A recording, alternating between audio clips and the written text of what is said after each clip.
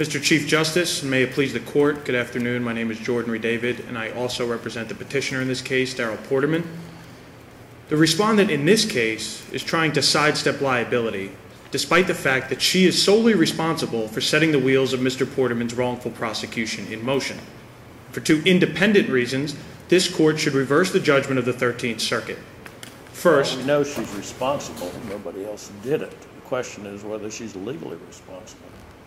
And that should be answered in the affirmative for two reasons, Your Honor.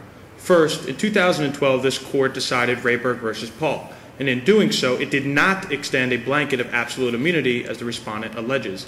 And secondly, when the grand jury returned an indictment, it was not an independent determination of probable cause, and therefore could not break the chain of proximate causation. Now, addressing the Rayburg v. Paul decision quickly, because it's important to dismiss the respondent's notion that somehow she should be protected by absolute immunity.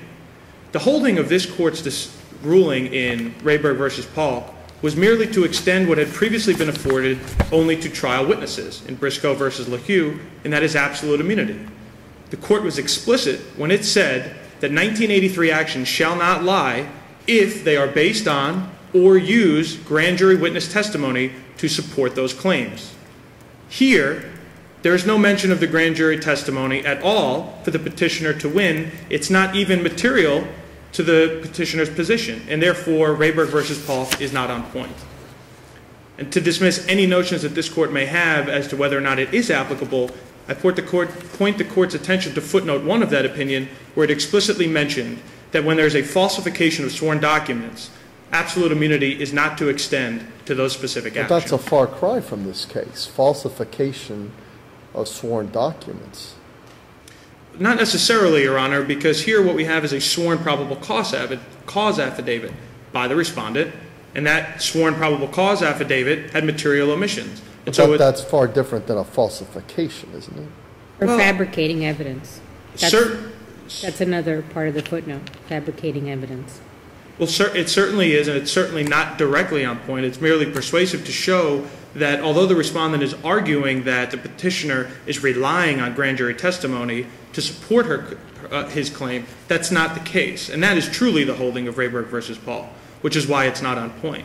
But more importantly, which is the issue and the role of the grand jury indictment, the issue for which this Court has granted certiorari, when the grand jury returned its indictment, it was both a foreseeable decision and one that lacked independence. Of course, that's if we apply a foreseeability test. If we were to apply an affirmative misstatement test, you might lose. That's correct, Your Honor, but that would be a misapplication of the current standard of law in this country. The majority of circuit courts in this country require only a mere taint doctrine, which is what the district court correctly decided should be on point. But that makes no sense. I mean, I read about this mere taint doctrine. It makes absolutely no sense to me. That would mean that if you don't include everything in that grand jury presentation, you're subjecting law enforcement officers to 1983 claims. That makes no sense. I can live with the foreseeability test, but the mere taint makes absolutely no sense to me. Well, it's important to note, Your Honor, that this petitioner before you today is not asking you to draw a very broad definition of taint. In fact, we're asking this Court to draw a very narrow line, and that is not omission of relevant information, but omission of materially relevant information, in that it goes to the heart of probable cause. It seems to me a very fine line between relevant and materially relevant. I mean, that gets back to the same point of if the investigating officer does not put everything out there or happens to forget something in his or her glove compartment, then there's arguably a taint. Arguably, but that's a far cry from what the facts are before this Court today. I think it's important to remind this Court that in 1961, this Court decided Monroe v. Pape, and in doing so, it explicitly noted that in 1983 actions, the goal is to hold a man responsible for the natural consequences of their actions. In this particular case, the respondent is responsible for setting the wheels of this wrongful prosecution in motion.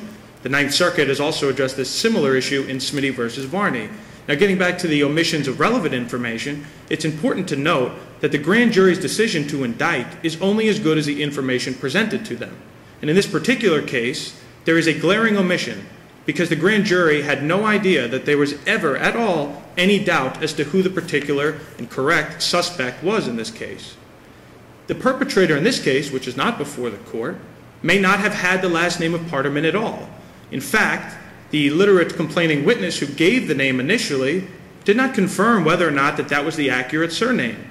The record is quite clear that the only reference to Parterman, and the only reason that that came up in the first place, was because she suspected, the complaining witness that is, that he was the grandson of a man who lived down in a few trailers away. But it's quite clear that had that grandfather been on the maternal side, the true perpetrator in this case might not even have the last name of Parterman. And that's certainly material as to identification.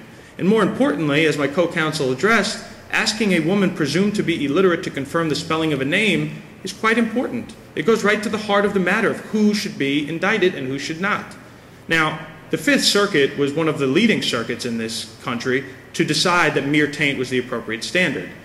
It certainly did not want to apply an affirmative deception and but-for approach, which the 13th Circuit erred in adopting, because it's simply too high of a burden for any petitioner to meet. Because even if the affirmative deception prong were satisfied, it would require a petitioner to go behind the veil of secrecy that 99.9% of the time will shroud a grand jury proceeding. It's important to note that the procedural posture of this case and the facts underlying this case are markedly different from those that might come before the court in the future.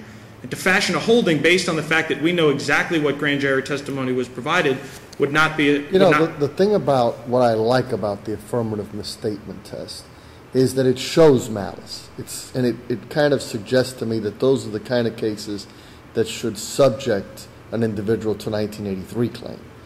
Everything short of that seems to have a negligence claim masquerading as a 1983 claim. Why am I wrong on that?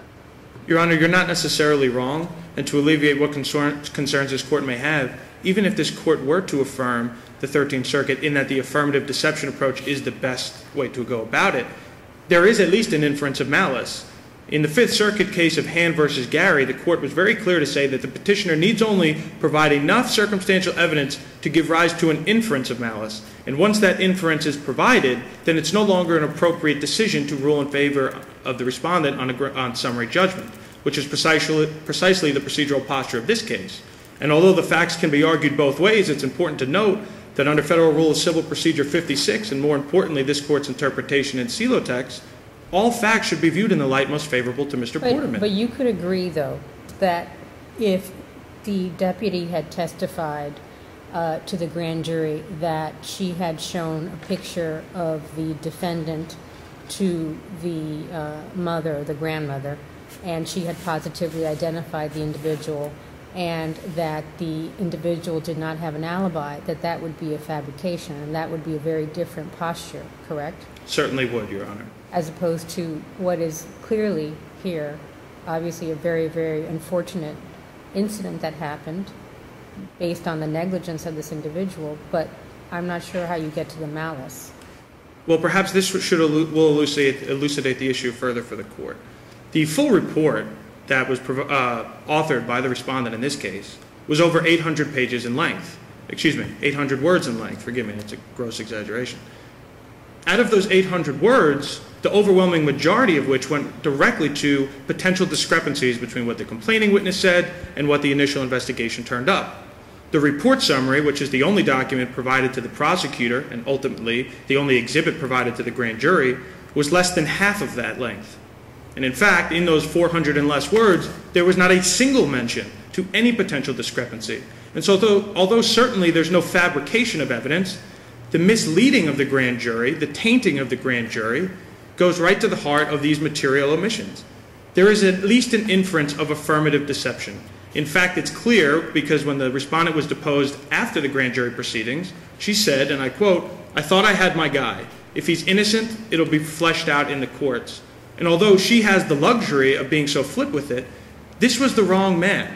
And at the very least, for policy considerations alone, this man is entitled to not only win, but at least not lose on a ground of summary judgment. Is that phrase, counsel, if she was innocent, he'll prove his way out of it, whatever the actual word, is that evidence of actual malice or intent? Well, Your Honor, it certainly goes within the totality of all the circumstances of this case.